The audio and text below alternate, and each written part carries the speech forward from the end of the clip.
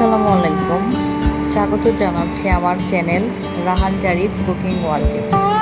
আজ আমি আপনাদের জন্য নিয়ে এসেছি নতুন টিউটোরিয়াল, তা হচ্ছে মজাদার পায়েস রান্নার রেসিপি।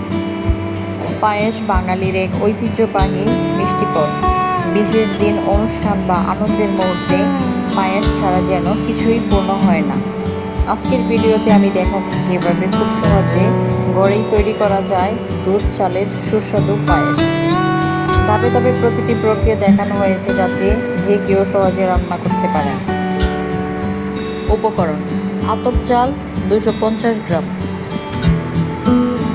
গাভীর দুধ 2 লিটার, সাবুদানা 100 গ্রাম, চিনি পরিমাণ মতো, কনডেন্স মিল্ক 4 টেবিল চামচ, সাদা এলাচ 5টি, দারুচিনি 5টি, তেজপাতা 2টি, কাঠ ও কাজু বাদাম, কিশমিশ পরিমাণ মতো।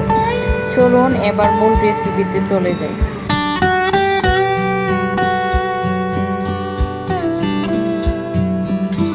এ পর্যায়ে আমি চুলায় একটি হাঁড়ি বসিয়ে তাতে পানি দিয়ে দেব। পানি ফুটতে শুরু করলে সাবুদানাগুলো দিয়ে দেব।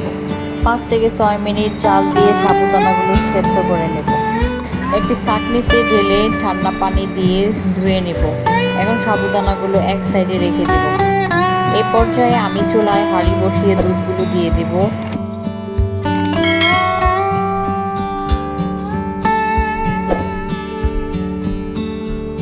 দুধ বলক চলে আসছে, এখন আমি চালগুলো দিয়ে দেব।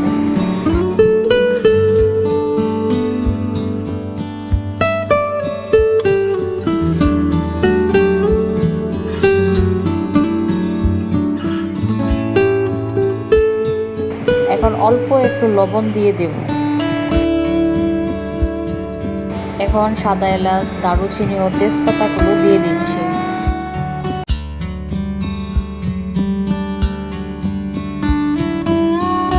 কিছুক্ষণ নেড়ে চেড়ে দেব। এখন চালগুলো সেদ্ধ হওয়ার জন্য 15 থেকে 20 মিনিট জাল করে নিচ্ছি।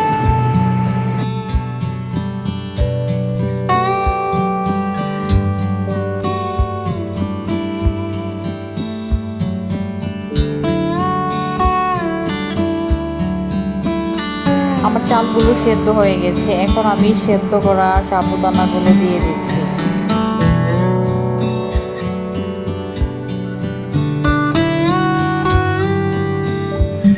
নেড়ে চেড়ে চিনি দিয়ে দেব।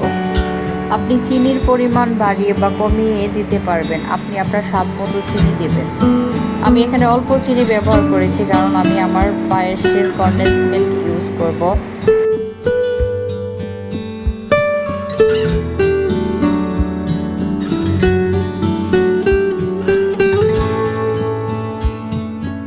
এখন বাদাম দিয়ে দিচ্ছি।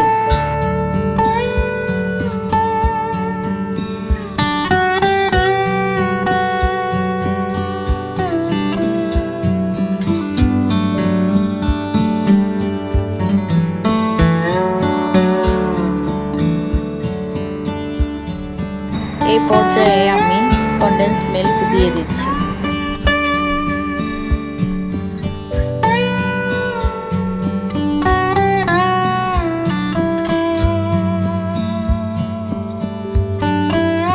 কনডেন্স মিল্ক দেওয়া শেষ হলে হালকা নেড়ে চেড়ে দিচ্ছি।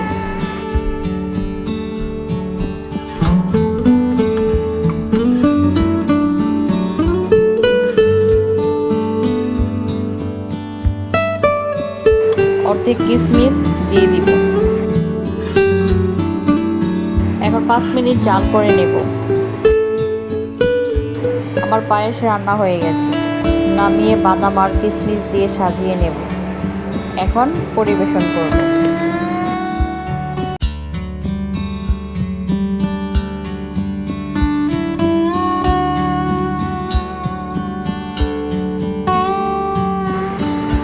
ভিডিওটি যদি ভালো লাগে তাহলে লাইক, কমেন্ট এবং শেয়ার করতে ভুলবেন না।